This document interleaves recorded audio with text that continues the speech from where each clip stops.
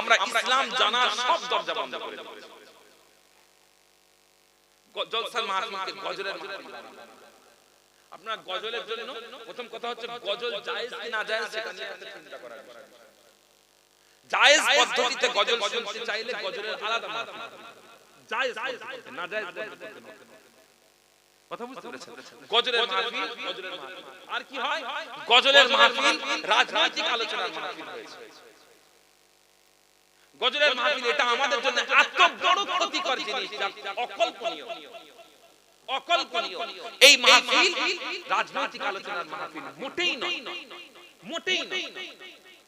একটা কথা আমি আপনাদেরকে বলে দিই, আপনি কোন রাজনৈতিক দল করবেন, কোন দলে ভোট দেবেন, এটা আপনার নিজের একান্ত ব্যক্তিগত ব্যাপার। এই কথা বলার অধিকার কোন পীর সাহেবের, কোন পীরজাদার, কোন আলেমের কারণ আপনি নিজে চিন্তা করবেন। পীর সাহেবরা, পীরজাদারা তারা ইসলামের কথা বলবেন, ইলমের কথা বলবেন। আর যদি তাদের মনে হয় যে না আমরা রাজনীতির কথা বলবো, তাহলে তারা পৃথকভাবে রাজনীতি করেন। আমার এতে কোনো আপত্তি নেই, আমার এতে কোনো আপত্তি নেই।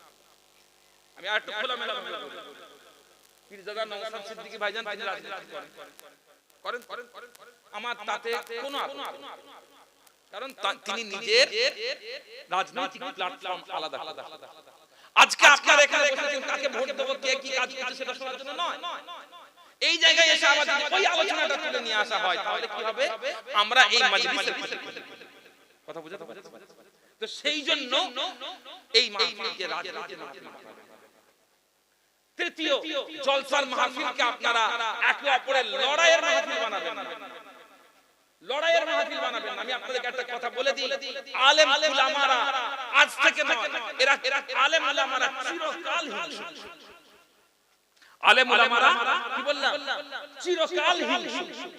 পৃথিবীর বড় বড় ইমামদের নাম বলে দেব, তারা রাগের কারণে, নিজেদের ব্যক্তিগত নাফসানিয়তের কারণে তারা একে অপরকে সহ্য করতে পারত না। বড় বড় ইমামদের নাম বলবো, বড় বড় ইমামদের নাম বলবো। ইমামে আযম আবু হানিফা রাহমাতুল্লাহ আলাইহি ইমাম বুখারী পছন্দ করতেন। কেন?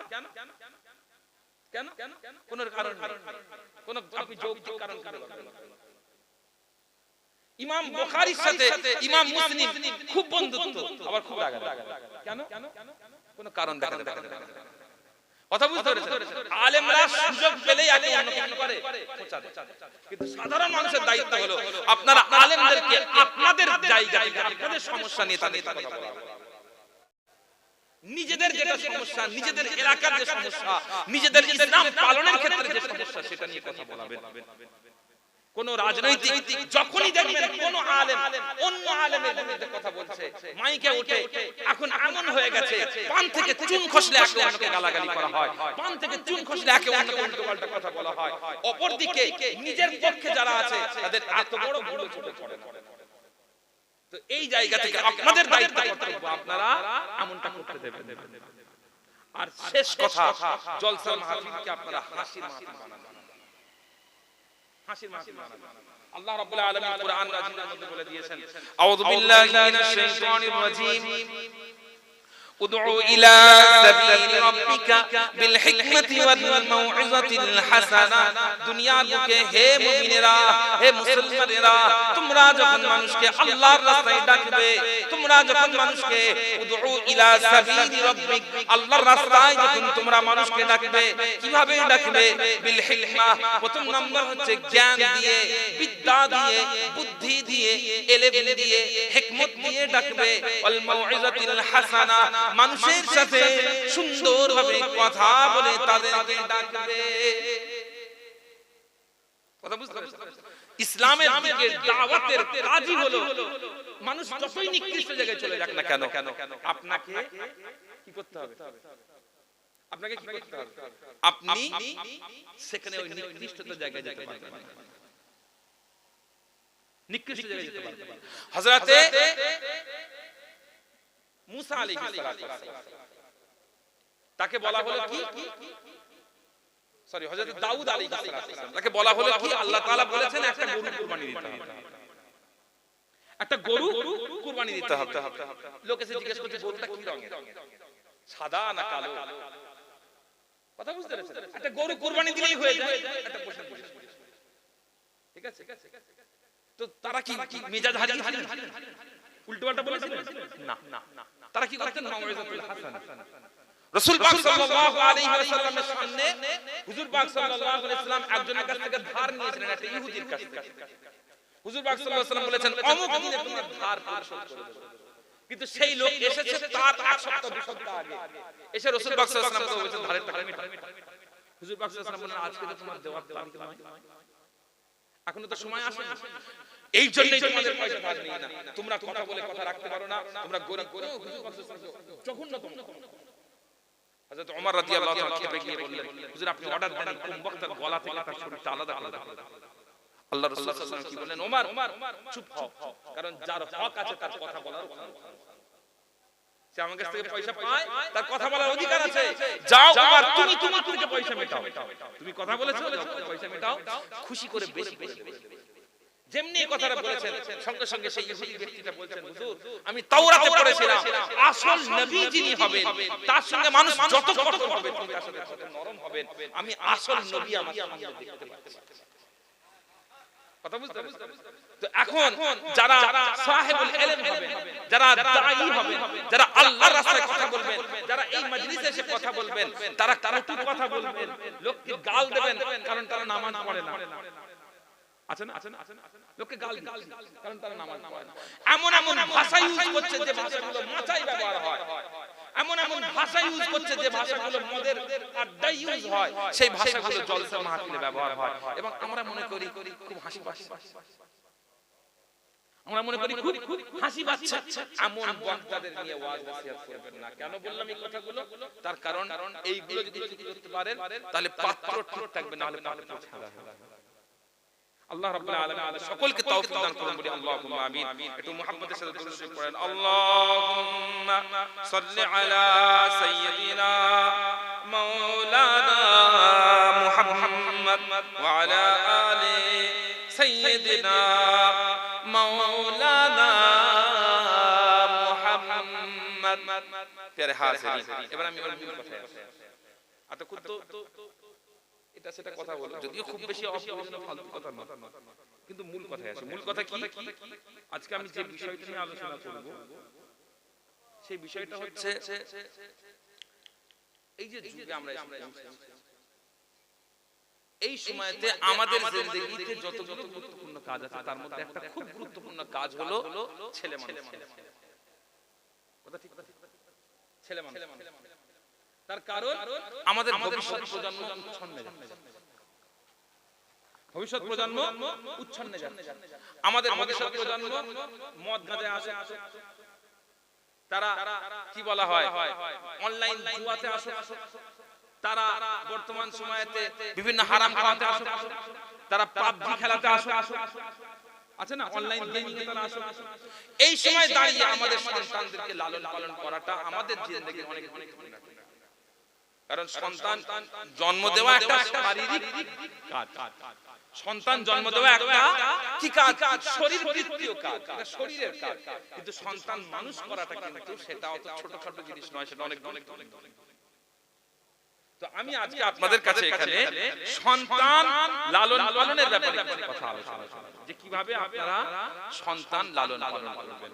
কিসের আলোকে আমরা আলোচনা করব? হযরত লুকমান আলাইহিস সালাতু ওয়াস সালাম, নাম শুনেছেন নিশ্চয়ই? হযরত লুকমান আলাইহিস সালাতু ওয়াস সালাম, সেই লুকমান আলাইহিস সালাতু ওয়াস সালামের জীবনের আলোকে আমরা সন্তান লালন পালন করার পদ্ধতি আমরা শিখব। কথা বুঝতে পারছেন? তো আসুন আমরা প্রথমে হযরত লুকমান আলাইহিস সালাতু ওয়াস সালাম কে ছিলেন?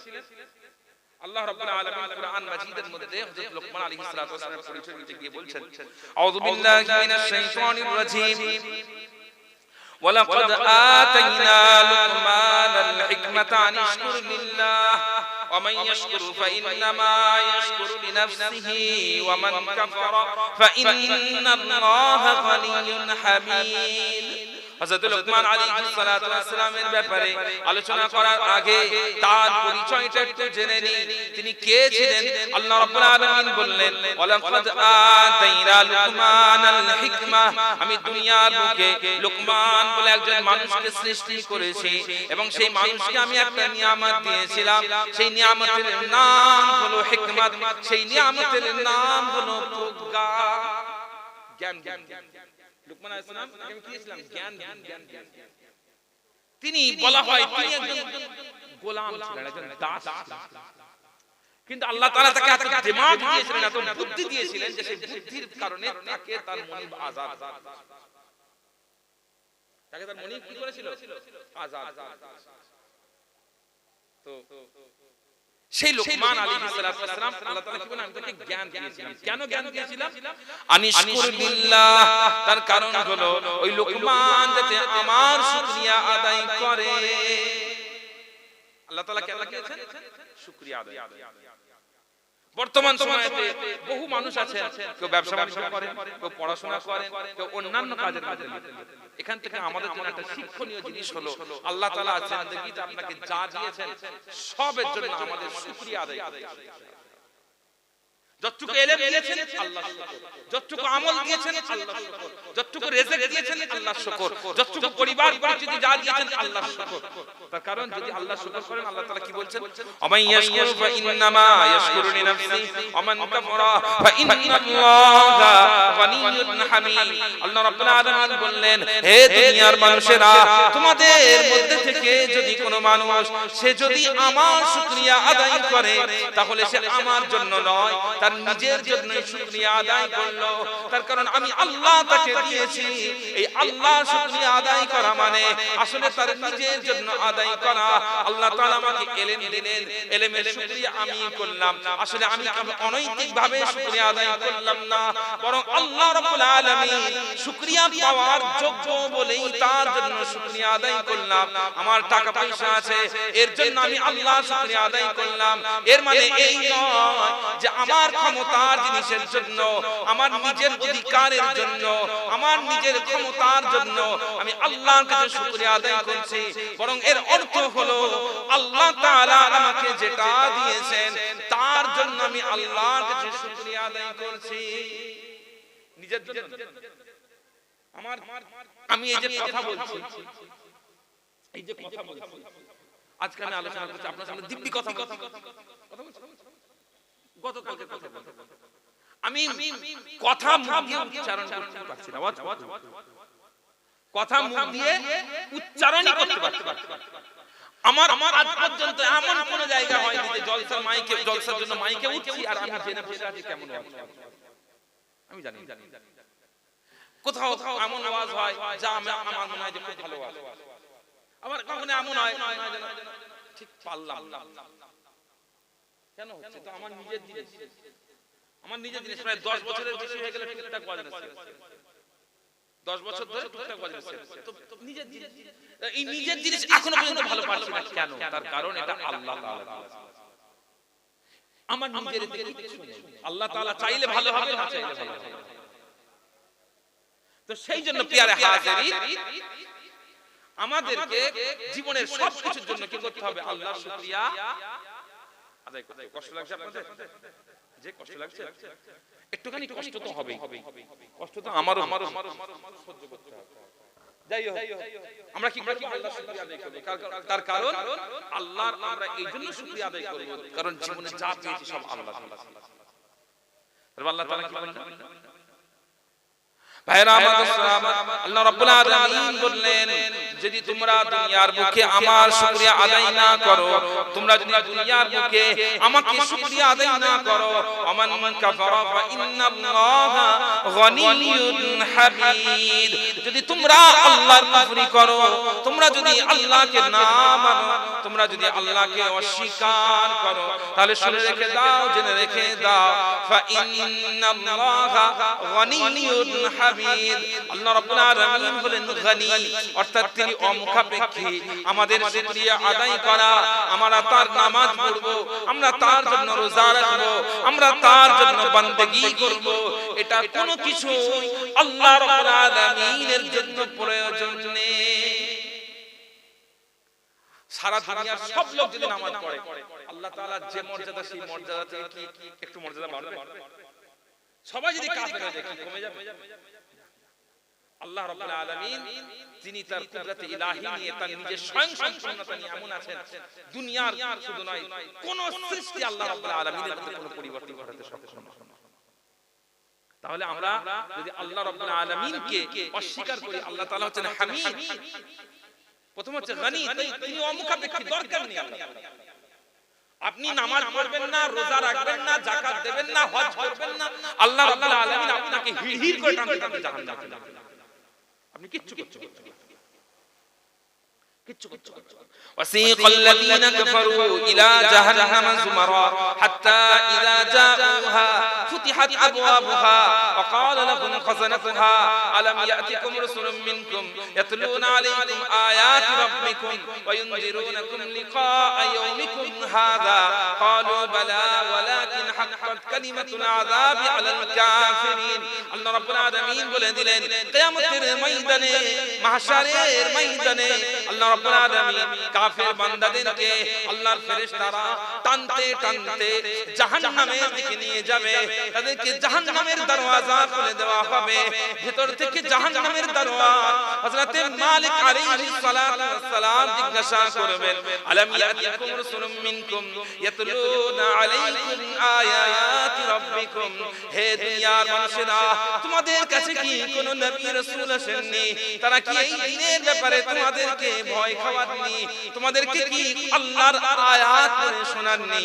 তারা সকলে বলবে ক্বালু বালা, হ্যাঁ, তারা আমাদেরকে বুঝিয়েছিলেন, আমাদেরকে জানিয়েছিলেন, আমাদেরকে সতর্ক করেছিলেন। ওয়ালাকিন হাক্কাত কালিমাতুল আযাবি আলাল কাফিরিন, তবে ওই আল্লাহর নবীদের কথা, কোরআনের কথা দুনিয়ার বুকে যারা শুনবে না, আল্লাহর আযাব তাদের উপরে অবশ্যই পতিত হবে।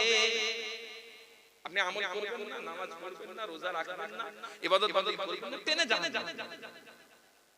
তাহলে আমল কাজ করবেন আল্লাহর জন্য, কাজ জন্য নিজে।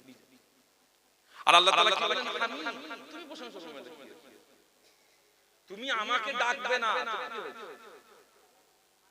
আমি মাঝে মধ্যে চিন্তা করি, কলকাতা থেকে আসি, গাড়িতে যে এত উন্নতি, এত কিছু আছে, এত লোকজনের খানা গোনা, কাজ কাম, এটা সেটা, আনন্দ ফুর্তি, এই সব কিছু তো আল্লাহ তাআলা, সবের মালিক আল্লাহ তাআলা। কিন্তু এর মধ্যে অধিকাংশ লোক আল্লাহ তাআলা, এটা আমার শুনে কেমন লাগে, এরকম কেন? আল্লাহ তাআলার নিয়ামত ভোগ করছে, অথচ আল্লাহ তাআলা কেমন জানো? কিন্তু আল্লাহ তাআলা কি? আল্লাহ তাআলাকে ছাড়া কোনো ব্যাপার না। পৃথিবীর কোটি কোটি লোক, কোটি কোটি লোক যদি আল্লাহ তাআলাকে অস্বীকার করে, আল্লাহ তাআলা কিচ্ছু না। কেন? আলাম তারা আন্নাল্লাহা ইয়াসজুদু লাহু মান ফিস সামাওয়াতি ওয়া মান ফিল আরদি ওয়াশ-শামসু ওয়াল কমারু ওয়ান-নাজমু ওয়াশ-শাজারু ওয়াদ-দাওয়াবু ওয়া কাসীরুম মিনান নাস। আল্লাহ রাব্বুল আলামিন বলে দিলেন, হে রাসূল, আপনি কি দেখেন না দুনিয়ার মুখে যা কিছু আছে, আসমানে যা কিছু আছে, এমনকি আশ-শামস, এমনকি সূর্য, ওয়াল কমার, এমনকি চাঁদ, ওয়ান-নুজুম, এমনকি তারা, ওয়াশ-শাজার, এমনকি গাছ, ওয়াল জিবাল, এমনকি পাহাড়, ওয়াদ-দাওয়াব, এমনকি দুনিয়ার প্রাণীগুলো, ওয়া কাসীরুম মিনান নাস, এবং দুনিয়ার অধিকাংশ মানুষ তারা সবাই আল্লাহ রাব্বুল আলামিনকে সিজদা করে। কি দরকার? যাকে সূর্য সিজদা করছে, চাঁদ সিজদা করছে, পাহাড় সিজদা করছে, আপনি কে? আনতুম আশাদ্দু খালকান আমিস সামাউ বানাহা। আল্লাহ তাআলা, যদি আমার আলোচনা অন্য জায়গায়, কিন্তু আল্লাহ তাআলা প্রসঙ্গ এসে গেছে, তার বড়ত্বের দু চারটি কথা বলবো, তার বড়ত্বের জন্য দু চারটি কথা। আমি যদি সন্তান লালন পালনের ব্যাপারে কথা বলবো, কিন্তু আল্লাহ তাআলার বড়ত্বের কথা এসে গেছে, একটুখানি বলে এই ওসিলা যদি আল্লাহ মাফ করে, তাই না? আল্লাহ তাআলা কি বলছেন আনতুম আশাদু খালকান আমিস সামাউ বানাহা। হে মানুষ, এত অহংকার, এত তাকাব্বুর, তোমার এত বেশি নিজেকে বড় মনে করা, তুমি একটা জিনিস জিজ্ঞাসা করো, নিজের কাছে জানতে চাও, তোমাকে সৃষ্টি করা বেশি কঠিন নাকি আসমান সৃষ্টি করা বেশি কঠিন? কে বড়? তুমি মানুষ, তোমাকে সৃষ্টি করা সহজ নাকি আসমানকে সৃষ্টি করা সহজ? তোমার থেকে অনেক কঠিন জিনিস সেই আসমান, অনেক বিশাল জিনিস সেই আসমান, সেই চন্দ্র, সেই তারা, সবকিছু আমি আল্লাহ। সেজন্য আমরা আল্লাহর ইবাদত করব, আল্লাহর শুকরিয়া আদায় করব, তার কারণ এটা আমাদের বোকা। আমরা যদি কুফরি করি আল্লাহ তাআলা টেনে দেন। লা ইন শাকারতুম লা আযীদান্নাকুম, আল্লাহ তাআলা বলে দিলেন তোমরা যদি আমার শুকরিয়া আদায় করো আমি আল্লাহ তোমার সম্পত্তিতে বরকত দেব, তোমার ইলমে বরকত দেব, তোমার হায়াতে বরকত দেব, তোমার সংসারে বরকত দেব, আমি আল্লাহ রাব্বুল আলামিন সব কিছুতে বরকত দেব। অপর জায়গায় আল্লাহ তাআলা বললেন আমাই ইয়াত্তাকিল্লাহা ইয়াজআল লাহু মাখরাজা ওয়া ইয়ারযুকুহু মিন হাইসু লা ইয়াহতাসিব। হে দুনিয়ার মানুষেরা, তোমরা যদি আল্লাহকে ভয় করো, তোমরা যদি আল্লাহর প্রতি তাকওয়া রাখো, আল্লাহ তাআলা সব বিপদ আপদ থেকে, সব বালা মুসিবত থেকে আল্লাহ তাআলা তোমাকে হেফাজত করবেন এবং এমন জায়গা থেকে রিজিক দেবেন যে জায়গা থেকে রিজিকের কথা তোমরা কল্পনাও করতে পারবে না। সব আল্লাহ। লা ইন শাকারতুম লা আযীদান্নাকুম, যদি আমার শুকরিয়া আদায় করো আমি তোমাদের সম্পত্তি বাড়িয়ে দেব, ধন দৌলত বাড়িয়ে দেব, মর্যাদা বাড়িয়ে দেব, সম্মান বাড়িয়ে দেব। কিন্তু ওয়ালা ইন কাফারতুম ইন্না আযাবি লাশাদীদ, কিন্তু তোমরা যদি আমাকে অস্বীকার করো, তোমরা যদি আমি আল্লাহ আমাকে না মানো, তাহলে আমার আযাব কিন্তু অনেক কঠিন। তাহলে আমরা জিন্দেগিতে যা পেয়েছি তার জন্য কি করব? আল্লাহ শুকরিয়া। আর হযরত লুকমান আলাইহিস সালাতু ওয়াস সালাম তিনি আল্লাহর শুকরিয়া আদায় করতেন বলে আল্লাহ তাআলা তার শান বাড়িয়েছেন, তার মর্যাদা। তো সেই লুকমান আলাইহিস সালাম আল্লাহ তাআলা তাকে হিকমত দিয়েছেন। সেই লুকমান হাকিম তার সন্তানকে কি করেছিলেন? শিখিয়েছিলেন। তার সন্তানকে কয়েকটা জিনিস শিখিয়েছিলেন। আজকে আমরা যদি আমাদের সন্তানদেরকে ওই জিনিসগুলো শেখাতে পারি, তাদেরকে বোঝাতে পারি, তাদেরকে জানাতে পারি, তাহলে আমাদের সন্তান প্রকৃত মানুষ হবে। কথা বোঝাতে পারছি? আমাদের সন্তান কি হবে? প্রকৃত মানুষ হবে। আমি আপনার কাছে সেই পয়েন্টগুলো একটু বলি। কেন? আপনারাও আপনাদের সন্তানদের কিন্তু শেখাবেন। আজকে আমাদের সন্তানেরা, আমাদের ছেলেরা পুলেরা এই জিনিসগুলো না জানার কারণে কঠিন জায়গায় চলে যায়। তো খুব ছোটবেলা থেকে সন্তানদেরকে এই জিনিসগুলো কি করবেন? শেখাবেন। একটু এদিকটা খেয়াল করেন। প্রথম সন্তানকে কি শেখাবেন? যেটা লুকমান আলাইহিস সালাম তার সন্তানকে শিখিয়েছেন। কি? ওয়া ইয ক্বালা লুকমান লিবনিহি ওয়া হুয়া ইয়াইযুহু ইয়া বুনাইয়া লা তুশরিক বিল্লাহ ইন্নাশ শিরকা লাযুলমুন আযীম। হযরত লুকমান আলাইহিস সালাতু ওয়াস সালাম তার সন্তানকে সর্বপ্রথম যেটা শেখালেন সেটা হলো ইয়া আবাতি, হে আমার ভালোবাসার সন্তান, হে আমার মুহাব্বতের সন্তান, লা তুশরিক বিল্লাহ, আল্লাহর সাথে কাউকে শরীক করো না, আল্লাহর সাথে কাউকে অংশীদার করো না। তার কারণ হলো ইন্নাশ শিরকা লাযুলমুন আযীম, দুনিয়ার বুকে যত অপরাধ আছে, দুনিয়ার বুকে যত অন্যায় আছে, সমস্ত অপরাধ, সমস্ত অন্যায়ের মধ্যে বড় অপরাধ হলো আল্লাহর সাথে কাউকে শরীক করা। আল্লাহর সাথে কাউকে কি করা? এখন আল্লাহর সাথে শরীক করা মানে শিরক। আমাদের সমাজের মধ্যে একটা আমি আজকে এই রাস্তায় আস্তে আস্তে সৌদি আরবের একজন আলেমের বক্তব্য শুনছিলাম তার কিতাব থেকে। সেই আলেম বলেছেন যে ওলিয়া আউলিয়াদের মাজারে যাওয়া, ওলিয়া আউলিয়াদের মাজারে যাওয়া কি শিরক।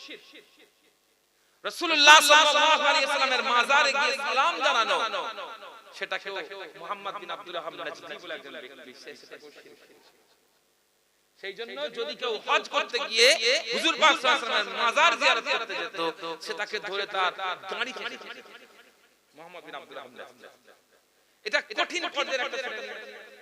আবার অপর দিকে একটা গ্রুপ আছে তারা মনে করে শিরক বলে কিছু নেই, সবই চলছে। তারা আল্লাহর সামনে গিয়ে সিজদা দিচ্ছে, আবার মাজারে গিয়ে কথা বুঝতে পেরেছেন?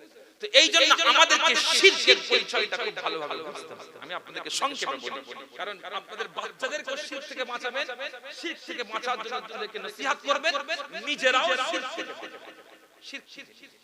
শিরক হচ্ছে আল্লাহ রাব্বুল আলামিনের যে নাম আছে, সিফাত আছে এবং কাজ মুবারক আছে, এইগুলোকে অন্য কারোর সাথে মিলিয়ে দেওয়া হলো শিরক। আল্লাহ তাআলা কি আছে? নাম আছে। কটা নাম? কটা নাম বলেন? 99টা নাম। আল্লাহ তাআলা কটা নাম? 99টা নাম। ইন্না লিল্লাহি 99 ইসমান মিআতান ইল্লা ওয়াহিদাতান মান আদরাকাহা ফাদাখালাল জান্নাহ। আল্লাহর রাসূল সাল্লাল্লাহু আলাইহি ওয়াসাল্লাম বলে দিলেন, আল্লাহ তাআলার 99টা নাম আছে, 100টা। ওই 99টা নাম যদি কেউ ধারণ করে, ওই নামের বরকতে আল্লাহ তাআলা তাকে জান্নাতে ঢোকাবে। ধারণ করা মানে মুখস্থ করা, আমল করা, জিকির করা এবং ওইগুলোর উপর বিশ্বাস করা। কথা বুঝছেন? আল্লাহ তাআলা 99টা নাম। এখন এই নামগুলো আপনি এর মধ্যে যে আল্লাহ তাআলার সিফাত আছে, বৈশিষ্ট্য আছে, আপনি অন্য কাউকে সেই বৈশিষ্ট্য অধিকারী মনে করেন। যেমন আল্লাহ তাআলার একটা নাম হলো আল খালিক, তিনি হলেন স্রষ্টা। আপনি চিন্তা করলেন না এই মানুষটা স্রষ্টা। আল্লাহ তাআলার একটা নাম হলো আর রাজ্জাক, তিনি হলেন রিজিক দেনেওয়ালা। আপনি মনে করলেন এই পীর সাহেব রিজিক দিতে পারে। আল্লাহ রাব্বুল আলামিনের নাম হলো আর রাজ্জাক, রিজিক দেনেওয়ালা। আপনি মনে করলেন এই পাথরটা, এই মূর্তিটা, এই গাছটা আমাকে রিজিক দিতে পারে। কি হবে? কারণ আপনি আল্লাহ রাব্বুল আলামিনের যে সিফাত, সেই সিফাত অন্য কারোর সাথে মেলাচ্ছেন। কথা বুঝাতে পারছেন? আল্লাহ রাব্বুল আলামিনের জন্য যে খাস সিফাত আছে, সেই সিফাত অন্য কারোর সাথে মিলিয়ে দেওয়া হলো কি? শিরক। কথা স্পষ্ট? আর কি আল্লাহ রাব্বুল আলামিনের জন্য খাস ভাবে যে আমল করেন, সেই আমল অন্য কারোর জন্য করা শিরক। কি করেন আল্লাহ তাআলা খাস করে? তার জন্য নামাজ পড়েন, তার জন্য নামাজ পড়েন। আল্লাহ তাআলা কি বলেন? ফাসাল্লি লিরাব্বিকা ওয়ানহার, ফাসাল্লি লিরাব্বিকা ওয়ানহার। হে আমার নবী, আপনি আমার জন্য নামাজ পড়ুন এবং আমার জন্য কুরবানি করুন। এখন আপনি নামাজের মধ্যে কারোর জন্য কুরবানি অন্য কারোর জন্য করুন। কথা বুঝতে পেরেছেন? আপনি গেলেন, দেখবেন বলি দেওয়া হয় কারণ নামে উৎসর্গ করে। দেখেছেন? এখন মুসলমানদের মধ্যে আছে, মুসলমানদের মধ্যে এটা ঠিক হয়ে গেলে, এটা ঠিক হয়ে গেলে পীরের থানে গিয়ে একটা কালো মুরগি জবাই করে আছে না? আমি একবার মালদায় গেছি, হযরত আখি সিরাজউদ্দিন আউজি রাহমাতুল্লাহ আলাইহি, হযরত খাজা নিজামউদ্দিন আউলিয়া রাহমাতুল্লাহ আলাইহির মুরিদ এবং খলিফা, তার রওজায় গেছি। গিয়ে দেখি একটা খাঁচায় সব কালো মুরগি বাঁধা, অনেক কালো, অনেক খুঁজা পরে মাথায় আসলো, আচ্ছা এগুলো সব মান্নাত, এগুলো সব মান্নাত। কথা বুঝলেন? কুরবানি হবে আল্লাহর জন্য, ছাগল জবাই করবেন আল্লাহর জন্য, সদকা করবেন আল্লাহর জন্য, কুরবানি করবেন কার জন্য? আল্লাহর জন্য।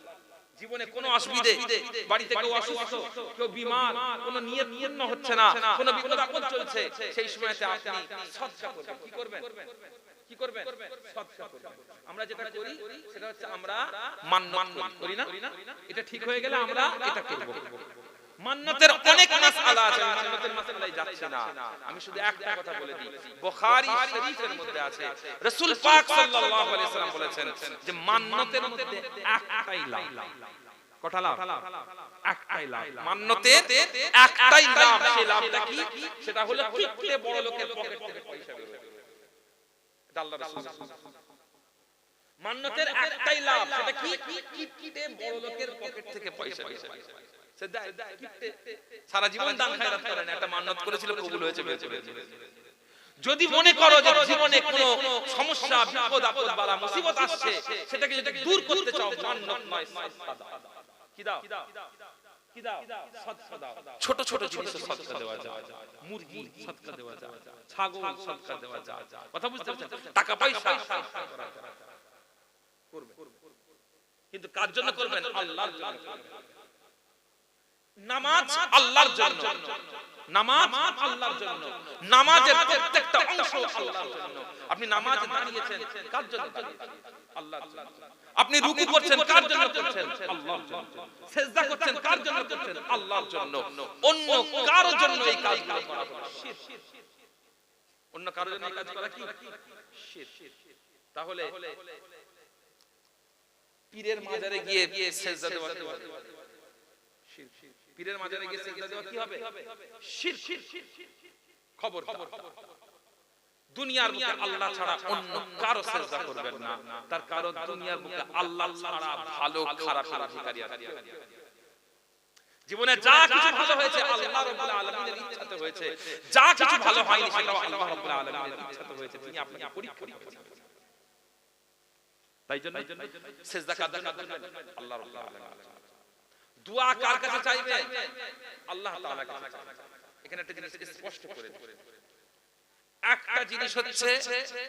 একটা জিনিস হচ্ছে আপনি আমাকে বললেন ভাইজান ভাই আপনি আমার জন্য দোয়া চান, আমার এই সমস্যা চলছে, আল্লাহর কাছে দোয়া চান, আল্লাহ যেন এই সমস্যাটা আমাকে নিষ্কৃতি দেন। এটা আসলে আল্লাহর কাছেই দোয়া চাওয়া, কিন্তু আপনি আমার কাছে চাইতেন। ঠিক আছে? যখন এইটা জায়েজ আছে, এটা কি বললাম? এটা জায়েজ মানে ভালো কাজ। এটা ভালো কাজ। অন্যের কাছে নিজের জন্য দোয়া চাইতে বলা এটা কি? ভালো ভালো ভালো। ভাইরা আমার মুসলমান, হযরত ওমর রাদিয়াল্লাহু তাআলা আনহু একবার তার হলো যে তিনি উমরা করতে যাবেন, তিনি মদিনাতে আছেন, উমরা করতে যাওয়ার বড় শখ হলো। রাসূল পাক সাল্লাল্লাহু আলাইহি ওয়াসাল্লামের কাছে আসলেন, এসে বললেন ইয়া রাসূলুল্লাহ ইয়া হাবিবাল্লাহ হুজুর সাল্লাল্লাহু আলাইহি ওয়াসাল্লাম, আপনি আমাকে অনুমতি দেন, আমি আল্লাহ রাব্বুল আলামিনের কাবাতে হাজির হয়ে একটা উমরা করতে চাই। রাসূল পাক সাল্লাল্লাহু আলাইহি ওয়াসাল্লাম অনুমতি দিলেন। হযরত ওমর রাদিয়াল্লাহু তাআলা অনুমতি দিয়ে চলে যাচ্ছেন। এমন সময়তে রাসূল পাক সাল্লাল্লাহু আলাইহি ওয়াসাল্লাম ওমর রাদিয়াল্লাহু তাআলা আনহুকে ডেকে বললেন লা তানসা সাহিবাকা ইলা রাব্বিকা। হে ওমর, তুমি জানো এই দুনিয়াতে তুমি যখন কাবার কাছে যাচ্ছ, তুমি যখন কাবাতে হাজির হচ্ছ, এই সময়তে তুমি যেন তোমার এই রাসূলকে যেন দোয়া চাওয়ার সময় ভুলে যেও না। তুমি যখন কাবার সামনে যাবে, এই রাসূলকে দোয়া চাওয়ার সময় কি ভুলে যেও না। কথা বুঝতে তো এখন দোয়া অপরের কাছ থেকে চাওয়া যায়, দোয়া অপরের কাছে কি করা যায়? চাওয়া যায় যে আমার জন্য দোয়া করবেন আল্লাহ, এটা আলাদা জিনিস। আরেকটা জিনিস হচ্ছে সরাসরি আপনি পীরের কাছে গিয়ে বলছেন যে আমাকে রিজিক দেন, আমাকে চাকরি দেন, আমাকে, কথা বুঝতে পেরেছেন? এই যে জিনিসগুলো আপনি যখন চাইছেন মানুষের কাছ থেকে, তখন কিন্তু এটা আলাদা, তখন এটা কি জিনিস? আলাদা জিনিস। কথা বুঝাতে পেরেছি? এখন আমরা কি করি, যদি পীরের কাছে, মাজারে গিয়ে, কবরস্থানে গিয়ে, কোন পাথরের সামনে, কোন গাছের সামনে, কোন দেবদেবীর সামনে, কোন মানুষের সামনে, তার কাছে যদি আমরা চাই এই নিয়তে যে তিনি আমার ভালো করতে পারেন, খারাপ করতে পারেন, এই নিয়তে যদি চাই, এই চাওয়াটা শিরক। কথা বুঝাতে পারছেন? প্রিয় হাজিরিন, এই জিনিসটা যেন আমাদের মধ্যে না আসে। আমরা চাইবো কার কাছে? আল্লাহর কাছে। আমরা চাইবো আল্লাহর কাছে। প্রিয় হাজিরিন, হযরত লোকমান হাকিম রাহমাতুল্লাহি আলাইহি তিনি কি করলেন? তিনি সন্তানকে শিক্ষা দিলেন লা তুশরিক বিল্লাহ, আল্লাহর সাথে কাউকে শরীক করো না। এই জিনিসটা হলো আমরা নিজেরাও শিখবো, আমরা আমাদের সন্তানকেও শেখাবো। কথা বুঝতে পেরেছেন? এরপরে হযরত লোকমান হাকিম তার সন্তানকে দ্বিতীয় শিক্ষা দিচ্ছেন। কি শিক্ষা?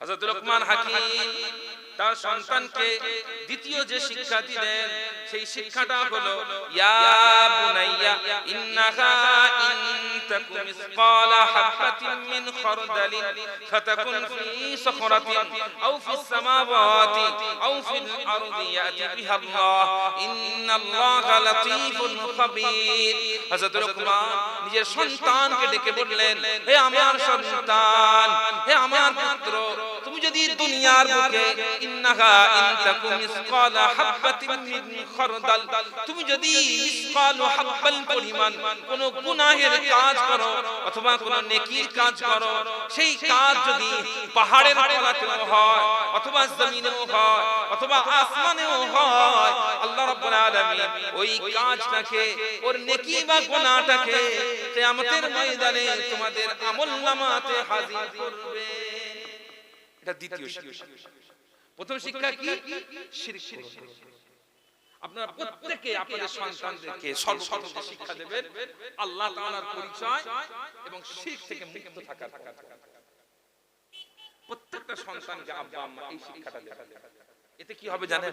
আপনার সন্তান যখন আল্লাহর পরিচয় পেয়ে যাবে, আল্লাহ তাআলার ক্ষমতার পরিচয় পেয়ে যাবে, আল্লাহ তাআলার মাহাত্ম্যের পরিচয় পেয়ে যাবে, আপনার সন্তানকে তখন আর আলাদা করে বলতে হবে না কচি মদ খেও না, কচি গাঁজা খেও না, কচি হারাম খেও না, কচি সুদ খেও না, কচি ঘুষ খেও না, কচি জুয়া খেলো না।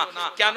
তার জন্য যখন সে আল্লাহর পরিচয় জেনে যাবে, তার জন্য এতটুকুই যথেষ্ট হবে যে এটা আল্লাহ তাআলা পছন্দ করেন না, তাই এটা করবেন না। আপনাকে আর বোঝাতে হবে না, আপনাকে আর বোঝাতে হবে না। তার সামনে যখন মদ আসবে সে ভাববে এটা আল্লাহ তাআলা পছন্দ করেন না। সে মদ শুনেছেন, তার সামনে কোটি কোটি টাকা সুদের টাকা আসবে, সে ভাববে এটা আল্লাহ তাআলা পছন্দ করেন না। কথা বোঝাতে হবে। তো সেই জন্য আমরা কি করব? প্রথম সন্তানকে আল্লাহ তাআলার তাওহীদের পরিচয় এবং শিরক মুক্ত জীবনের পরিচয় দেব। দ্বিতীয় কি? হযরত লুকমান হাকিম তিনি ঘোষণা করে দিলেন, যদি তুমি দুনিয়ার বুকে হোক, আসমানের বুকে হোক, পাহাড়ের তলদেশে হোক, যেখানেই হোক, মিসকালু হাববাতিন মিন খারদাল পরিমাণ যদি কোনো গুনাহ করো, এর মানে কি? এখন শীতকাল চলছে না, দেখবেন রাত্রিবেলা আমরা সব দরজা জানলা বন্ধ করে দেব, তাই না? দেখবেন সবার জানলা তো আবার নতুন জানলা নয়, কারো জানলা পুরাতন জানলা, ফাঁক ফোকড়া। সকালবেলা বেলা 8টার সময় ঘরে ঢুকলেন, দরজা জানলা বন্ধ, একটা ফাঁক দিয়ে রোদের আলো হয় না, একটা লম্বা করে রোদের আলো, আপনি তার দিকে তাকাবেন, দেখবেন ভিতরে বিজ বিজ করছে কিছু জিনিস, এই আলোতে চোখে পড়ে কিছু জিনিস বিজ বিজ করছে, যেন মনে হয় ছোট ছোট কিছু একটা জিনিস যেন উড়ছে। এই ছোট ছোট যেগুলো উড়ছে, এই জিনিসগুলোকে বলা হয় মিসকালু হাববাতিন মিন খারদাল। ওইটুকু ছোট ছোট জিনিস আল্লাহ তাআলা বলে দিলেন, বান্দা তোমার যদি জিন্দেগিতে অতটুকু কোনো খারাপ কাজ হয় বা অতটুকু কোনো ভালো কাজ হয়, তুমি জানো সেটা করতে যেও না, সেটা থেকে হেফাজতে থাকো, চিন্তা ভাবনা করে কাজ করো, কারণ ওইটাও আমি কিয়ামতের ময়দানে তোমার আমল নামায় হাজির। বর্তমান সময়ে তো আমরা অনেকে বড় গুনাহ থেকে বাঁচার চেষ্টা করি, ছোট গুনাহ আমরা করি না। আবার অনেকে বড় বড় নেকির কাজ করতে পারি, ছোট নেকির কাজগুলো আমরা ইচ্ছা করে ছেড়ে দিই, কত আর নেকি আছে, তাই না?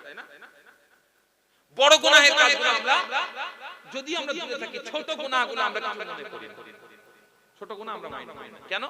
ছোট গুনাহ।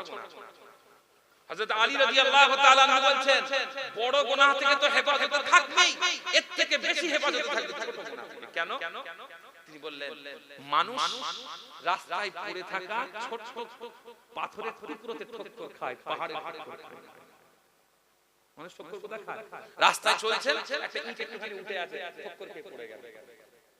পাহাড়ে উঠে ঠোক্কর খেয়ে বড় গুনাহ, মানুষ স্পষ্ট এটা বড় গুনাহ, সে ঠোক্কর খেয়ে পড়বে না।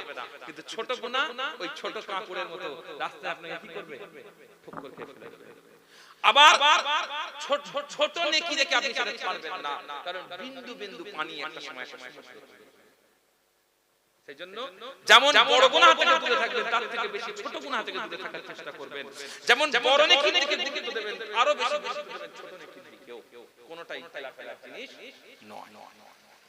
কি বললেন? একটা সরষের ওই ছোট ছোট পরিমাণ, ওই ছোট ছোট মিসকালু হাববাতিন মিন খারদাল পরিমাণ নেকির কাজ হোক অথবা গুনাহের কাজ হোক, সেটা আল্লাহ রাব্বুল আলামিন কিয়ামতের ময়দানে হাজির করবেন। সেজন্য হে সন্তান, গুনাহের কাজ করার ক্ষেত্রে সতর্ক থাকো, নেকির কাজের দিকে এগিয়ে যাও। এই শিক্ষা আপনি আপনার নিজেকেও দেন, আপনার সন্তানকেও দেন। কথা বুঝতে পারছেন? প্রিয় হাজির, এরপরে কি? ভাইরা আমার, দোস্তরা আমার, হযরত লোকমান হাকিম এরপরে তিনি শিক্ষা দিচ্ছেন, ইয়া বুনাইয়া আকিমিস সালাতা ওয়া'মুর বিল মা'রুফি ওয়ানহা আনিল মুনকারি ওয়াসবির আলা মা আসাবাক। হযরত লোকমান হাকিম আলাইহিস সালাতু ওয়াস সালাম তার সন্তানকে শিক্ষা দিলেন, হে আমার সন্তান, আকিমিস সালাতা, নামাজ কায়েম করো, নামাজ আদায় করো, নামাজটা সঠিকভাবে আদায় করে না। সব শিক্ষার মূল শিক্ষা নামাজ। তার কারণ নামাজ আমাদেরকে, মুসলমানদেরকে ইসলামের সঠিক রুটের উপরে দাঁড় করায়। আল্লাহ রাব্বুল আলামিন আমাদের সকলকে নামাজি বানিয়ে দিলেন। আমিন। জি, কারণ নামাজ খুব সহজ, খুব সহজ, আবার খুব কঠিন। আপনি দেখবেন মসজিদে নামাজ হচ্ছে, আপনি নামাজ না পড়ে ঘরে বসে দেখবেন, মনে হবে যে এক্ষুনি নামাজটা শেষ হয়ে যাবে, এই তো শুরু হলো নামাজ শেষ। লক্ষ্য করবেন ওই সময়টুকু 10 মিনিট 5 মিনিট আপনি জাস্ট শুয়ে বসে কাটিয়ে দিয়েছেন, এর মধ্যে জামাত। কিন্তু আপনি যখন নামাজে দাঁড়াবেন, আপনার মনে কখন শেষ হবে। কখনো কখনো এটা খুব কঠিন, আবার কখনো কখনো এটা খুব সহজ। যদি আমাদের মধ্যে আল্লাহ তাআলা ঈমানের নূর জাগ্রত করে দেন, আমাদের জন্য নামাজ সহজ হবে। আল্লাহ তাআলা আমাদের সকলকে নামাজ কায়েম করার তৌফিক দান করুন বলে আমিন। প্রথম কাজ এটা, আকিমিস সালাহ। আর কি? ওয়া'মুর বিল মা'রুফি ওয়ানহা আনিল মুনকার। হে দুনিয়ার মানুষেরা, হযরত লোকমান হাকিম আলাইহিস সালাতু ওয়াস সালাম তার সন্তানকে শিক্ষা দিলেন যে দুনিয়ার বুকে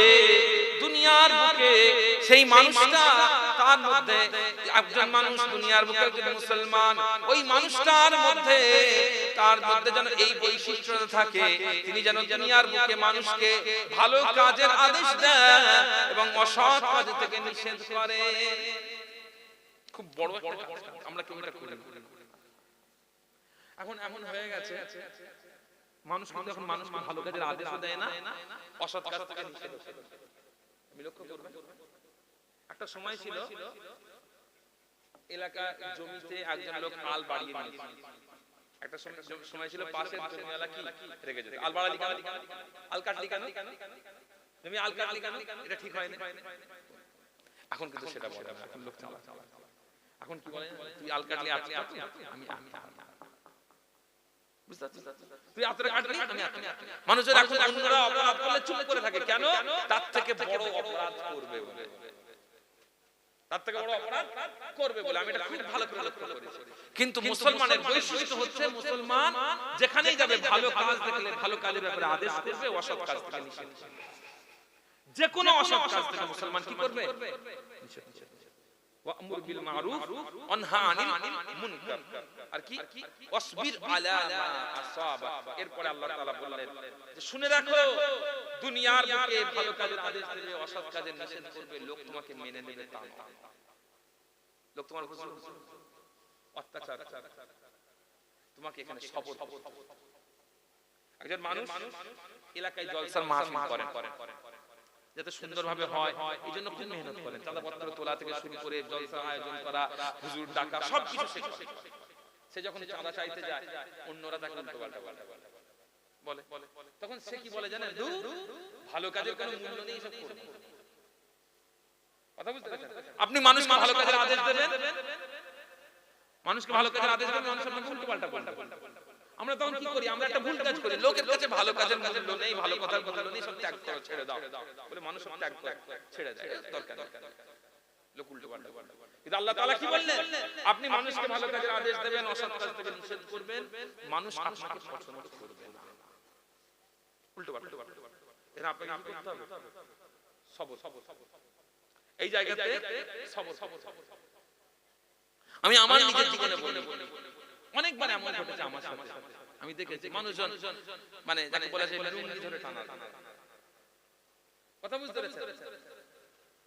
এত বেশি, এই ধরেন রবিউল আউয়াল মাসের পর থেকে নিয়ে লাস্ট 2 মাস আপনারা হয়তো শুনে থাকবেন, কয়েকজন ব্যক্তি আমার উপরে এত টানা হিসা করেছে, এলাকায় গিয়ে আমার বিরুদ্ধে উল্টোপাল্টা কথা বলেছে। আমিও বিনিময়ে কিছু কথা আমি বলি, কিন্তু এখন আমার না আফসোস, এখন আমার আফসোস, আমার মনে হয় আরেকটু ধৈর্য বেশি ধরলে ভালো ভালো কথা বুঝতে পারছেন, আরেকটু বেশি ধৈর্য ধরলে কি হতো ভালো হতো, আরেকটু চুপ থাকা দরকার ছিল। কিছু কথা বলে ফেলেছি আমি, এখন মনে হয় এটাও বলাটা আমার ঠিক হয়নি, তার কারণ আমার উচিত ছিল চুপ করে। বুঝতে পেরেছেন, আমি এবং ভবিষ্যতে নিয়ত করেছি যে আল্লাহ রাজি থাকলে আগামীতে যদি ফের আমার বিরুদ্ধে কিছু বলে আমি আবার চেষ্টা করব, কমপক্ষে নিজেকে এটা দিয়ে রেখেছি, কমপক্ষে এই চেষ্টা করব যে ধৈর্য ধারণ, এটা হচ্ছে কাজ। আমাদেরকে চুপ থাকতে হবে, প্রচুর উল্টোপাল্টা কথা বলতে হবে। বড় বড় ইমামদেরকে, হযরত ইমাম আযম আবু হানিফা রাহমাতুল্লাহকে তার সামনে লোক গালাগালি, চুপ চুপ। সেই জন্যই দুনিয়াতে ইমাম মানুষকে ভালো কাজের আদেশ দেবেন, অসৎ কাজ থেকে নিষেধ করবেন। মানুষ যে আপনাকে ছেড়ে দেবে তা নয়, আপনাকে চূড়ান্তভাবে মানুষকে মানুষ উল্টোপাল্টা সহ্য করতে হবে। এই জিনিসটা আপনার সন্তানকে শেখাবেন যে দুনিয়ার মুখে কোন মানুষের প্রশংসা শুনে কেউ যেন ভালো কাজ না করে, আবার প্রশংসা না শুনে কেউ যেন ভালো কাজ না করে।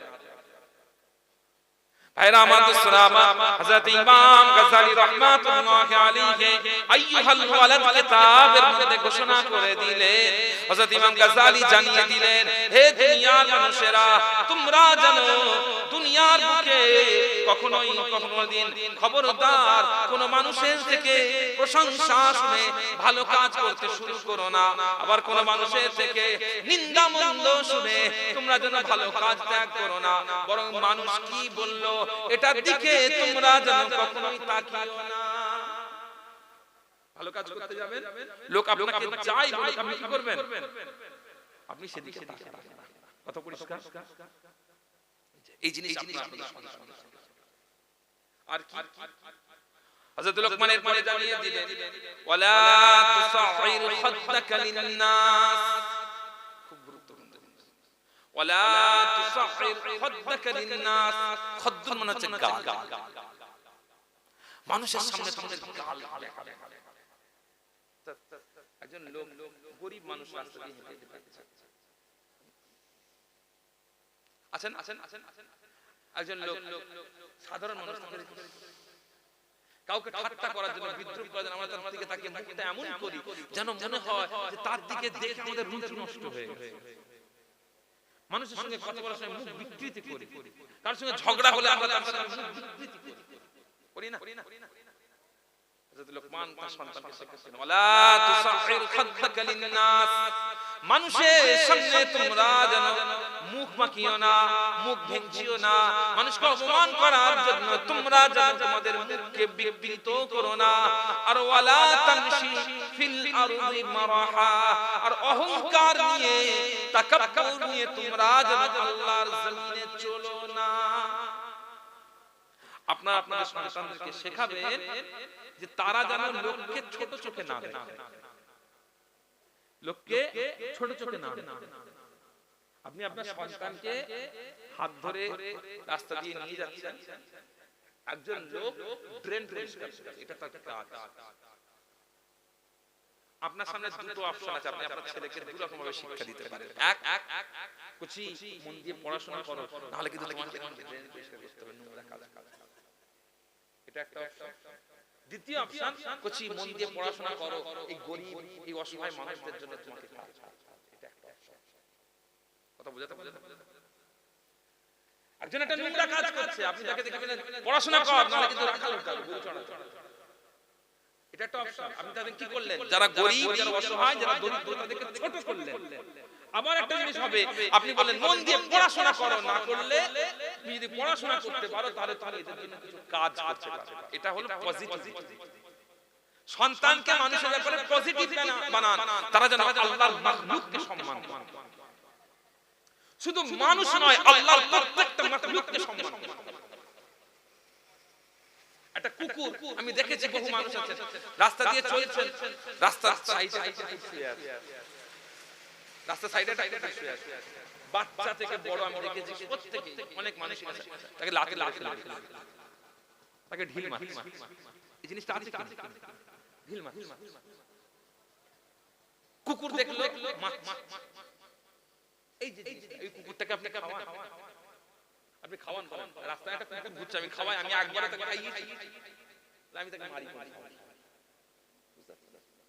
তো এই জিনিসটা আল্লাহ তাআলার একটা মাখলুক কুকুরকে পর্যন্ত অপমানিত করা যাবে না। মানুষ তো অনেক দূরের কথা, সে তো অনেক বড় মাখলুক, সে তো অনেক ওয়ালাকাদ আকরামনা ওয়ালাকাদ কাররামনা বনি আদম। আল্লাহ তাআলা বলেছেন আমি বনি আদমকে সম্মানিত করেছি, আমরা সম্মানিত সৃষ্টি, আমাদের ব্যাপার আলাদা। কুকুরকে পর্যন্ত অসম্মান করা যাবে না, মানুষকে অসম্মান না। আর কি ওয়ালা তামশি ফিল আরদি মারহা, জমিনে অহংকার করে চলে না, পা দাপিয়ে দাপিয়ে, যেন কেউ একজন এসে গেছে, যেন কেউ একজন এসে গেছি, আমি রাস্তায় চলছি, আমি হজ করে এসেছি, আমি রাস্তা দিয়ে হাঁটছি, কেউ একজন আমাকে তাকিয়ে আমার দিকে তাকিয়ে সালাম দেয়নি, আমার মনে হলো লোকটা বেয়াদব হয়ে গেছে। আমি পীরজাদায় এসেছি, আমার দিকে কেউ তাকায়নি, আমি ভাবলাম বড় বেয়াদব। কথা বুঝতে পারছেন? আমি রাস্তায় দাঁড়িয়ে আছি, কেউ আমাকে দেখে সালাম জানালো না, আমি মনে করলাম এটা বড় বেয়াদব। এই জিনিসটা হচ্ছে আমাদের অহংকারের বহিঃপ্রকাশ। ওয়ালা তামশি ফিল আরদি মারহা, জমিনে কেউ একজন এসে গেছে, এই জিনিসটা যেন না হয়। বরং আপনি যে জায়গাতে থাকবেন অন্যদের সাথে মিশে আপনাকে থাকতে হবে, অন্যদের সাথে মিশে আপনাকে থাকতে হবে। রাসূল পাক সাল্লাল্লাহু আলাইহি ওয়াসাল্লাম সেটাই ভাইরা আমার, দোস্তরা আমার, হযরত মুহাম্মদুর রাসূলুল্লাহ সাল্লাল্লাহু আলাইহি ওয়াসাল্লাম তিনি যখন হিজরত করতে গেলেন, সাথে ছিলেন হযরত আবু বকর সিদ্দিক রাদিয়াল্লাহু তাআলা আনহু। মদিনা শরীফে যখন পৌঁছালেন, তখন মদিনার মানুষেরা রাসূল পাক সাল্লাল্লাহু আলাইহি ওয়াসাল্লামের দিকে না এগিয়ে এসে তারা আবু বকর সিদ্দিকের দিকে এগিয়ে গেল, তারা আবু বকর সিদ্দিককে মুসাফা করছে, তারা তার দিকে এগিয়ে যাচ্ছে। কারণ মদিনার যে মানুষেরা রাসূলুল্লাহ সাল্লাল্লাহু আলাইহি ওয়াসাল্লামকে এর আগে কোনোদিন দেখেননি, তারা মনে করলেন আবু বকর সিদ্দিক তিনি হলেন নবী। কারণ তার বয়সটা দেখে মনে হতো, তার চেহারা দেখে মনে হতো একটু বেশি বুজুর্গ, তার চুলগুলো একটু বেশি পাকা ছিল, চেহারাটা একটু বেশি পাকা, চুলদাড়িগুলো পাকা পাকা ছিল। এটা দেখে তারা মনে করলেন এটাই হলেন রাসূলুল্লাহ সাল্লাল্লাহু আলাইহি ওয়াসাল্লাম। সঙ্গে সঙ্গে আবু বকর সিদ্দিক রাদিয়াল্লাহু তাআলা আনহু নিজের চাদরটা খুলে রাসূল পাক সাল্লাল্লাহু আলাইহি ওয়াসাল্লামকে ছায়া করতে শুরু করলেন। এটা দেখে অন্য সবাই মনে করলেন যে এই মানুষটা নবী নন, বরং এই মানুষটা যাকে ছায়া করেছেন তিনি হলেন আল্লাহর নবী। আমি কি দেখাতে চাই, এমন ভাবে বসে আছেন, দুজন আছেন, পার্থক্য করা গেল না কোনটা নবী কোনটা নবী নয়। কিভাবে এত মিশে যেতে রাসূল পাক এত মিশে যেতে। একজন মানুষ মসজিদে নববীতে ঢুকলেন, সব সাহাবারা বসে আছেন, এসে জিজ্ঞেস করছেন তোমাদের মধ্যে নবী কোনটা, তোমাদের মধ্যে নবী কোনটা। এখন আপনি একটা জায়গায় যাবেন, একটা গ্রাম প্রধানের অফিসে ঢুকবেন, সেখানে প্রধান বসে আছে, মেম্বাররা বসে আছে, পার্টির কর্মচারীরা বসে আছে, এর মধ্যে প্রধানকে আপনি প্রথমে বুঝতে পেরে যাবেন, কারণ তার গদি আলাদা, তার সিট আলাদা, তার ভাব গাম্ভীর্য আলাদা, তার স্টাইল আলাদা। এই জিনিসটা যেন আমাদের মধ্যে না তৈরি হয়।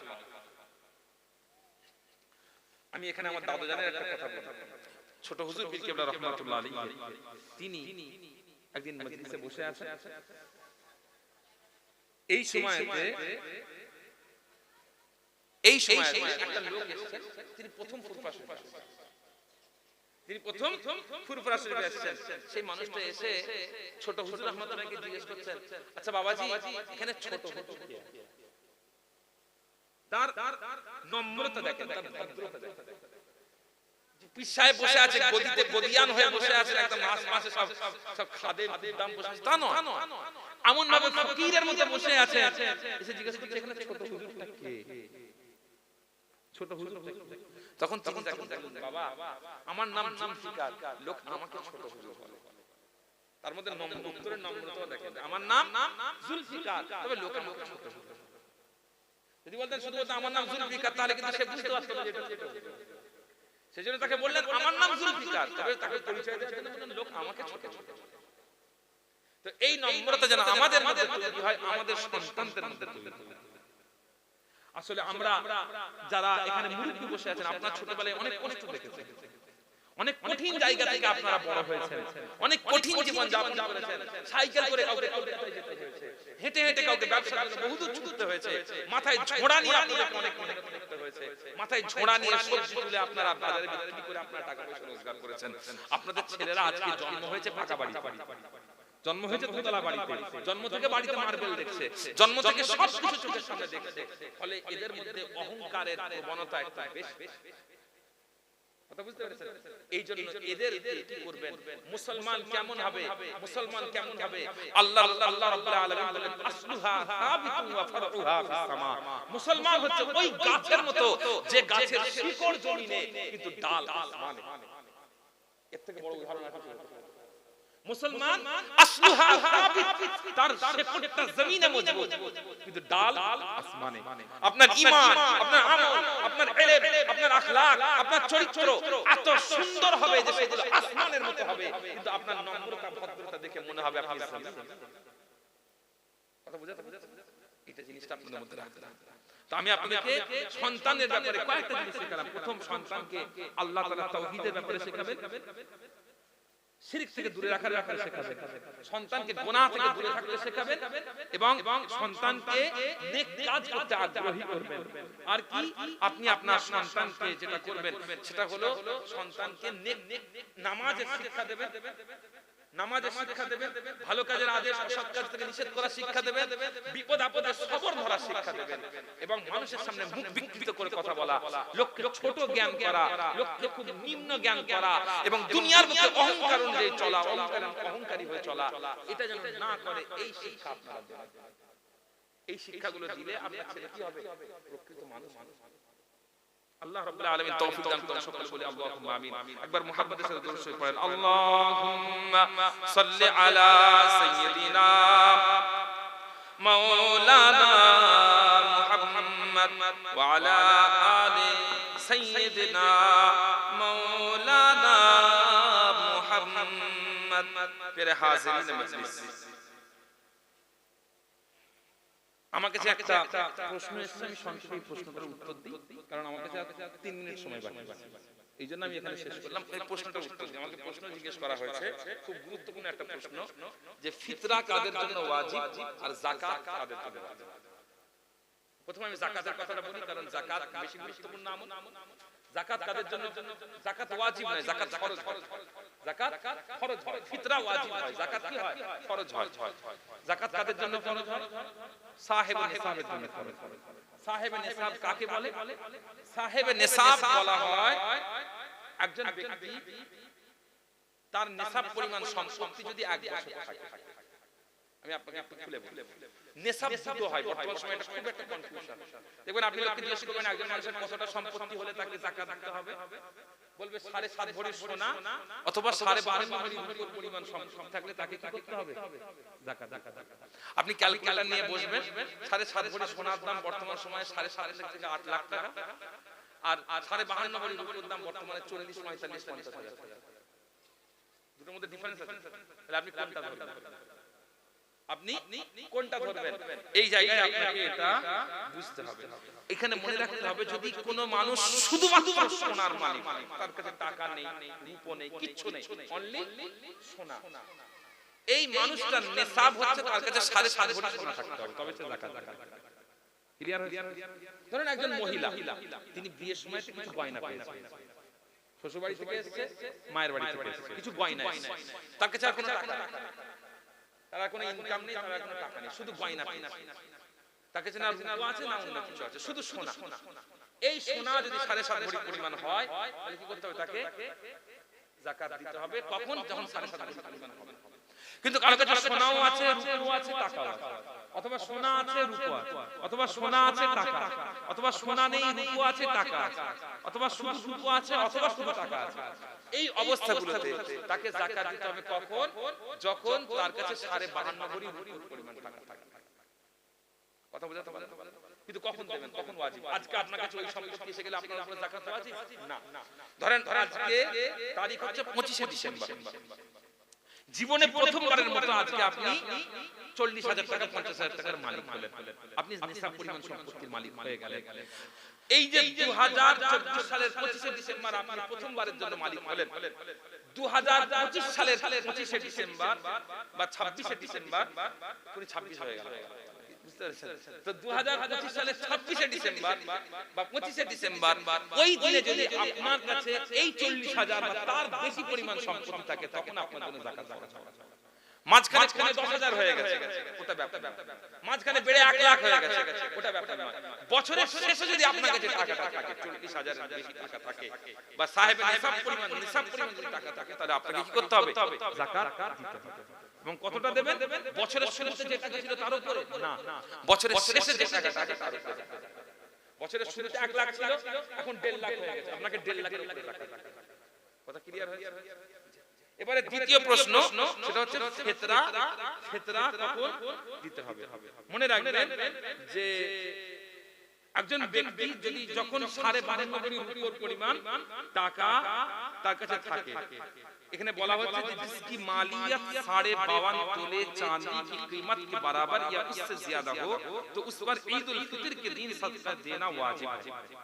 কোন ব্যক্তি এটার জন্য বছর ভরার প্রয়োজন নেই, বছর ভরার প্রয়োজন নেই। আপনার কাছে 52.5 ভরির উপর সম্পত্তি আছে, কখন? ঈদুল ফিতরের দিনে এসে গেছে, ওই দিনে আপনি বা ওই সময় এসে গেছে, বছর ভরার ব্যাপার নয়। 2 মাস হলো আপনি সাহেবের নিসাব হয়েছেন, ঈদুল ফিতরে আপনাকে কি করতে হবে? ফিতরা দিতে হবে। ফিতরা কতটা দেবেন? ফিতরার ব্যাপারে আমাদের একটা খারাপ মেন্টালিটি আছে, সেটা হলো ফুরফুরা শরীফ থেকে কত বলেছে, কলকাতা নাকোদা মসজিদ থেকে কত বলেছে। এক আজীব জিনিস, এটা একটা আজীব হিসেব। এটা করবেন না। আপনার যে মূল খাদ্য, আপনার যে মূল খাদ্য, ধরে নেন আমাদের ভারতবর্ষের মানুষের মূল খাদ্য হচ্ছে গম বা গমের আটা। 1660 গ্রাম আটার দাম আপনাদের এলাকায় যেটা, সেটা হলো কি? সেটা হলো ফিতরাত। রাসূল পাক সাল্লাল্লাহু আলাইহি ওয়াসাল্লামের জামানাতে শুধুমাত্র যে আটা বা গম বা জব দিয়ে ফিতরা দেওয়া হচ্ছে তা নয়। হুজুর পাক সাল্লাল্লাহু আলাইহি ওয়াসাল্লামের জামানাতে কিশমিশ দিয়েও ফিতরা দেওয়া হচ্ছে, খেজুর দিয়েও ফিতরা দেওয়া হচ্ছে। কথা বুঝতে পেরেছেন? আপনি একটা সহজ জিনিস হিসাব করবেন যে আপনি স্বাভাবিকভাবে একবেলা খেলে আপনার কত টাকা খরচ হবে, একবেলা খেলে আপনার কত টাকা খরচ হবে, সেটা যাকাত হিসাবে ফিতরা হিসাবে আসে। এবং উলামারা বলেছেন 1660 গ্রাম গমের আটা যেটা, সেটা হলো ফিতরার মিকদার। কিন্তু সহজ হিসাব হচ্ছে আপনার একবেলা খেলে কত টাকা খরচ হবে। চাল নিলেন, তাতে ডাল থাকলো, সবজি থাকলো, গোশত থাকলো, অন্যান্য আইটেম সব মিলিয়ে কত টাকা খরচ হবে, সেটাকে কি করবেন? যাকাত, সেটাকে ফিতরা দেওয়ার চেষ্টা করবেন। আশা করি বুঝাতে পেরেছি। কথা বুঝতে পেরেছেন? তো এখানে যেটা ব্যাপার, সেটা হলো যাকাত ফিতরা সঠিক জায়গাতে দেবেন। যাকাত ফিতরা কি করবেন? সঠিক জায়গাতে দেবেন। আমরা বড্ড বেঠিক জায়গায় যাকাত ফিতরা দিই, বড্ড বেঠিক জায়গায়। যাকাত ফিতরা আমি আপনাকে বলে দিই সবথেকে বেশি জরুরি যাদের জন্য, সেটা হচ্ছে আপনার এলাকার গরীব মিসকিন। বুঝাতে পারলাম? এখন কিছু মাদ্রাসা বের হয়েছে, এই মাদ্রাসাগুলো হচ্ছে যাকাত খোর। প্রয়োজনের বেশি যাকাত খায়, প্রয়োজনের বেশি যাকাত খায়। আমি নিজে মাদ্রাসার ছাত্র, আমি যদি হিসাব বলি আপনাকে অবাক হয়ে যাবেন। আমি যদি আপনাকে হিসাব বলি অবাক হয়ে যাবে। বুঝলেন? দিনের খাতিরে অনেক কথা বলা যায় না, কিন্তু এমন অবস্থা, একজন লোকের একটা মাদ্রাসা আছে, একজন লোক একটা সরকারি মাদ্রাসায় চাকরি করেন আর সরকারি প্রতিষ্ঠানে চাকরি করেন, ওই প্রতিষ্ঠান থেকে তিনি মাসে 90,000 এর বেশি মাইনে পান। কত বললাম? 90,000 এর বেশি মাইনে। আপনার কি মনে হয় টাকাটা কম মনে হয়? অনেক 5 তলা বাড়ি। তিনি একটা মাদ্রাসা পরিচালনা করেন খারিজি মাদ্রাসা। সেই মাদ্রাসায় ছাগল সদকা আসলে ছাগলের সামনে ঠ্যাংটা কেটে দিয়ে সদকা ছাগলের সামনে ঠ্যাং কেটে বাড়ি নিয়ে যেতেন, তার মেয়ে জামাই খায়। শুনতে পাচ্ছেন? এই স্টেজে বসে কথা বলছি, আমি চোখের সামনে দেখেছি মাদ্রাসার শিক্ষক, তিনি সাহেবে নিসাব, যথেষ্ট পরিমাণ টাকা ছাগলের বেস্ট পিসটা কেটে, সদকা ছাগলের বেস্ট ভালো পিসটা কেটে নিয়ে চলে গেছে। মাদ্রাসায় একটা ছাগল সদকা করার জন্য সেই ছাগল বিক্রি করে দিয়ে সেই পয়সা খেয়ে ফেলেছে। বুঝতে পেরেছেন? যাকাতের টাকা আপনি যাকাত দিচ্ছেন, সেই যাকাতের টাকা দিয়ে মাদ্রাসার বিল্ডিং, মেহমানখানা কি বলা হয়, প্লাস্টার প্যারিস লাগাচ্ছে, মেহমানখানায় মার্বেল লাগাচ্ছে, মাদ্রাসার বিল্ডিং এ কাঁচ লাগানো, মেহমানখানায় এসি লাগানো। কিসের টাকা? যাকাত ফিতরা চামড়া। আর এদিকে আপনার গ্রামের একজন বিধবা মহিলা, তিনি টাকার অভাবে চোখে চিকিৎসা করাতে পারছেন না, টাকার অভাবে অপারেশনটা করাতে পারছেন না। এলাকার একজন এতিম, সে টাকার অভাবে ভিক্ষা করছে। আছে না? আছে না? কারণ আমাদের কাছে কি হয়ে গেছে জানেন, আমরা এখানেও পছন্দ করি ওই হুজুর যাকাত চাইছে, ওই হুজুরকে তো দিতে হবে, কারণ খাতি বন্ধ। বুঝতে পারছেন? ওই হুজুর অমুক মাদ্রাসায় দিতে হবে, কারণ ওই মাদ্রাসার দাতা সম্মেলনে আমার নাম ঘোষণা করা হবে। আছে না? অমুক মাদ্রাসায় দেব, তার কারণ ওই মাদ্রাসার অনুষ্ঠানে ওই মাদ্রাসায় গেলে আমাকে খেদমত করা হবে, মেহমানখানায় বসতে দেওয়া হবে, দাতা সম্মেলনে ডেকে বিরিয়ানি খাওয়ানো হবে। এই জন্য আমরা সেই জায়গাটায় যাকাত আপনাকে এক্ষুনি দিতে হবে, আমার কোনো মানে নেই। আপনি যেটা করবেন সেটা হলো সম্পত্তি ধরে রাখবেন। যাকাতের টাকা কি করবেন? ধরে রাখবেন, নিজের সম্পত্তি থেকে আলাদা করে ফেলবেন। যখন যাকাত ওয়াজিব হবে, যাকাত দেওয়ার সময় হয়ে গেল, নিজের সম্পত্তি থেকে আলাদা করে ফেলবেন। এবারে দেখেন কার প্রয়োজন, কার প্রয়োজন। আমি আল্লাহ তাআলা আমাকে যতটুকু যাকাত দেওয়া, আপনি আমাকে হিসাব শুনলে অবাক হয়ে যাবেন। হিসাব শুনলে অবাক হয়ে যাবেন। আমি 1000 টাকা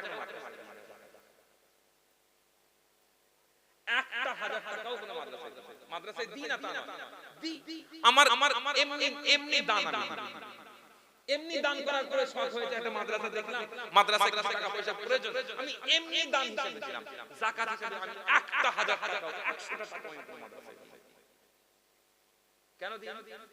তার কারণ আমি আমার আম্মাকে বলে রেখেছিলাম যে আপনার, কারণ মহিলাদের কাছে খবর থাকে এলাকায় কে গরিব, অসহায়, দরিদ্র, কে কি আছে না আছে, কার কি অবস্থা, কন্ডিশন খবর। আমি তাদেরকে আম্মাকে বলে রেখেছি যে যার প্রয়োজন হবে আমাকে বলে পাঠাবেন, আমার কাছ থেকে চেয়ে নেবেন, আমি তাকে দিয়ে আল্লাহর শুকর, গরিবের চিকিৎসা দরকার সেখানে দিয়েছি, এতিমের জন্য দিয়েছি, মিসকিনের জন্য দিয়েছি, অসহায়ের জন্য দিয়েছি, বিধবা মহিলা সন্তান দেখে না তার জন্য দিয়েছি মাদ্রাসায়। আমি আপনাকে এই কথাটা বলার কারণে কি হয় জানেন, আমাকে অনেক মাদ্রাসার কাছে এসে বলেছে যে সব বলবেন না, তার কারণ ওই টাকা দিয়ে দিনের অনেক খেদমত হয়, দিনের অনেক খেদমত হয়। আসলে সমস্যা হচ্ছে যাকাত মওলানা খুব জ্বালা। আমার কুতুবউদ্দিন চাচা, কি আল্লাহ কুতুবউদ্দিন সিদ্দিকী চাচা হুজুর একটা কথা বলতেন যে যাকাতখোর মওলানা খুব জ্বালা। তার কারণ কি জানেন তো, এরা যখন পরের খেয়ে অভ্যস্ত হয়ে যাবে সারা জীবন কথা বুঝলেন। বাংলাদেশে একটা মাদ্রাসায় একটা ছাত্র আলেম হবে, সেই মাদ্রাসা কর্তৃপক্ষ সেই ছাত্র থেকে মাসে 5000 টাকা জানেন। আপনারা দেখেন না ভিডিওতে বড় বড় কারি সাহেবরা গিয়ে পৃথিবীর বড় বড় দেশে দিনাত করছে, বাংলাদেশের কারি সাহেবরা দেখেন এই যে তাকরিম বলে একটা ছেলে কয়েক বছর আগে সারা বিশ্বের নাম করলো, কি করে কিরাত। আপনি জানেন এই ছেলেটা মাসে 15 টাকা করে মাদ্রাসায় 15,000 20,000 টাকা করে একটা মাদ্রাসা মাসে ছাত্র। আপনি যেমন ছেলেকে ডাক্তার করাতে গেলে নিজের খরচে ডাক্তার করেন, উকিল বানাতে গেলে নিজের খরচে করেন, ইঞ্জিনিয়ার বানাতে গেলে নিজের খরচে করেন, ছেলেকে আলেম বানাবেন নিজের খরচে, যতটুকু সম্ভব নিজের খরচে। ছেলেকে এতিম মিসকিনের টাকা খেতে দেবেন। মাদ্রাসায় পড়াবেন ছেলেকে, বলে দেবেন যেন মাদ্রাসায় এতিম মিসকিনের ওই যাকাত ফিতরার টাকা যেন সন্তানের দিতে না দেয়। কথা বুঝতে পেরেছেন? আলেম অবশ্যই দরকার, ইমাম অবশ্যই দরকার, উস্তাদ অবশ্যই দরকার, কিন্তু তার থেকে বেশি দরকার একজন অসহায় গরিব দরিদ্র মানুষের সেবা। কথা বুঝতে পেরেছেন? এই জিনিসটা আমাদেরকে খেয়াল রাখতে হবে। আল্লাহ রাব্বুল আলামিন আমাদের সকলকে তৌফিক দান করুন। সকলে বলি আল্লাহুম্মা আমিন। হুজুর এসে গেছে? মাশাআল্লাহ মাশাআল্লাহ, খুবই খুশির খবর। এই বাংলার অন্যতম শ্রেষ্ঠ আলেমের বংশধর, এই বাংলার বুকে অন্যতম শ্রেষ্ঠ আলেমের বংশধর, এই বাংলার সত্যিকারের অর্থে আল্লামার বংশধর হযরতে পীরে কামেল আল্লামা রুহুল আমিন বশির হাটি রাহমাতুল্লাহ আলাইহি, যেই মানুষটার পরিচয় শুধু বাংলায় নয়, শুধু 24 পরগনায় নয়, শুধু পশ্চিম বাংলার নয়, যে মানুষটার পরিচয় এই দেশ, এই দেশের বর্ডার ছড়িয়ে আরবের আজমের বিভিন্ন জায়গা থেকে এসে গেছে, সেই মানুষ জনাব পীরে কামেল পীর আল্লামা রুহুল আমিন বশির হাটি রাহমাতুল্লাহ আলাইহি, যিনি ছিলেন হাফিজুল হাদিস, যিনি ছিলেন এই বাংলার অন্যতম শ্রেষ্ঠ ফকিহ, তার যোগ্য উত্তরসূরি আমাদের মুরব্বি মাশাআল্লাহ আমার আব্বাজানের খুব ঘনিষ্ঠ জন জনাব পীর মনিরুল আমিন সাহেব হুজুর, তিনি এসে গেছেন মাশাআল্লাহ ওয়াজ নসিহত করবেন। আল্লাহ রাব্বুল আলামিন যতটুকু আলোচনা শোনালেন, যতটুকু আমরা শুনলাম, সেই অনুযায়ী যেন আমাদেরকে আমল করার তৌফিক দান করেন। সকলে বলি আল্লাহুম্মা আমিন। আমা আলাইনা ইল্লাল বালাগ। আসসালামু আলাইকুম ওয়া রাহমাতুল্লাহি ওয়া বারাকাতুহু। মুহাব্বতের সাথে দরুদ শরীফ পড়েন। আল্লাহুম্মা সাল্লি আলা